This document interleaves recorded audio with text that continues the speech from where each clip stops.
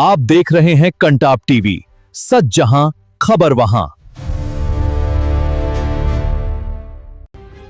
चुनाव से पहले अवैध हथियार तस्करी का बड़ा खुलासा। 11 अवैध 9 एमएस पिस्टल बरामद, 2 तस्कर गिरफ्तार। आगामी प्रधानी और विधानसभा चुनावों से पहले आगरा पुलिस ने अवैध हथियार तस्करी के एक अंतर्राज्यीय गिरोह का पर्दाफाश करते हुए बड़ी कार्रवाई की। थाना खेरागढ़ पुलिस ने 2 हथियार तस्करों को गिरफ्तार कर उनके कब्जे से 11 अवैध और 9 एमएस पिस्टल बरामद की। पुलिस के अनुसार गिरफ्तार आरोपियों में एक राजस्थान और दूसरा हाथरस का निवासी है। यह कार्रवाई पुलिस आयुक्त दीपक कुमार के निर्देशन में चलाए जा रहे अभियान के तहत की गई।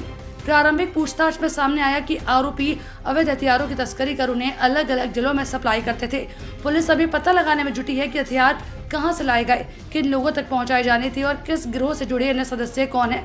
पुलिस का मानना है कि आगामी प्रधानी और विधानसभा चुनावों को देखते हुए अवैध हथियारों की मांग बढ़ने की आशंका के बीच ये खेप लाई गई थी। इसी संभावना को ध्यान में रखते हुए मामले की हर पहलू से जाँच की जा रही है।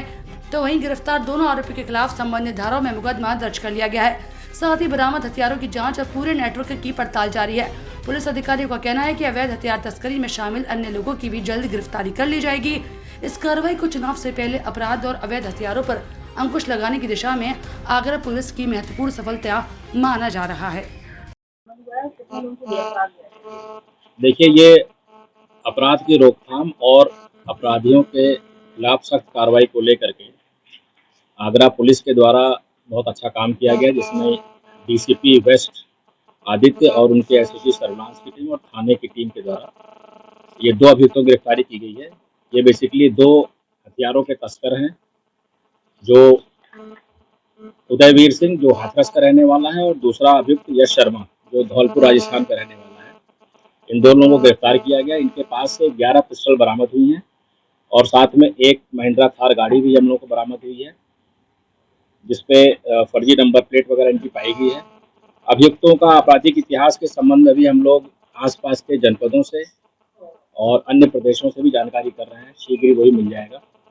और ये एक बहुत अच्छा कार्य जो आगरा पुलिस के द्वारा जो लगातार इंटेलिजेंस कलेक्शन और अभियुक्तों के खिलाफ जानकारी की जाती है, उसमें इस जानकारी को डेवलप किया गया और उसके बाद इन अभियुक्तों की गिरफ्तारी की गई है। तो ये कहाँ से कर रहे थे, कहाँ से लेके आ रहे थे, कुछ पूछताछ में जानकारी आई है सर? और कहाँ ले खबर करनी थी इनको? अभी देखिए, चूंकि अभी हम लोग जो बैकवर्ड और फॉरवर्ड लिंकेज है इनके, उस पर अभी हमारी टीम काम कर रही है।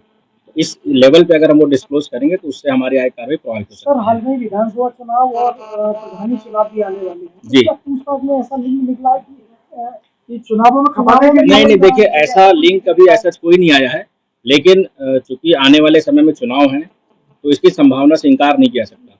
और चूंकि हम लोग अपराधियों के प्रति उनकी गतिविधियों पर नजर रख रहे हैं, तो इसलिए हम सारे बिंदुओं पे और गहनता से जांच कर रहे हैं। बहुत अधिक अभी इस लेवल पे डिस्क्लोज इसलिए नहीं कर सकते क्योंकि अभी हमारी कार्रवाई चल रही है।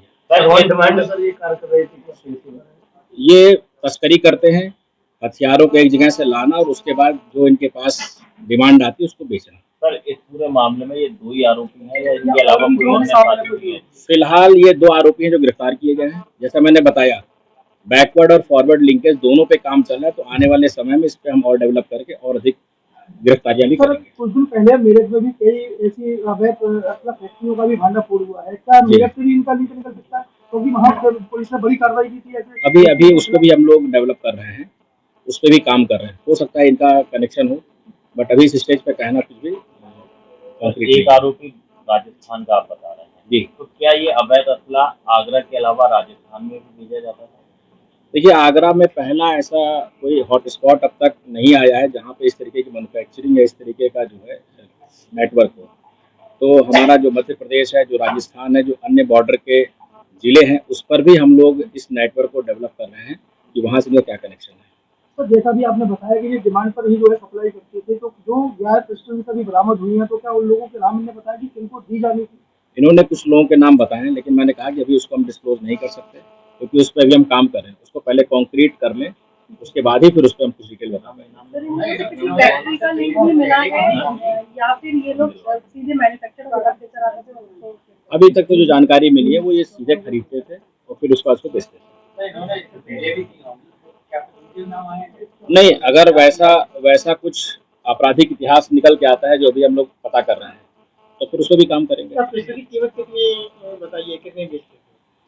पिस्टल की कीमत तो डिमांड के हिसाब से कोई भी क्या दे सकता है, उस पर हमारा क्या टिप्पणी कर सर सकते हैं। टीम का ये गुरुवर्ग है क्या, पुलिस की तरफ से इनको टीम को इनाम भी दिया जाए? नहीं, देखिए ये खेरागढ़ पुलिस एसओजी सर्विलांस और डीसीपी वेस्ट आदित्य साहब के द्वारा ये बहुत ही अच्छा एक काम है। 11 पिस्टल की बरामदगी अपने आप में एक बहुत बड़ी रिकवरी है और इसके लिए पूरी डीसीपी साहब और उनकी टीम बधाई के पात्र हैं और इसमें इनको कैश रिवॉर्ड और गुड एंट्री भी दी जाएगी। तो बाहर वीडियो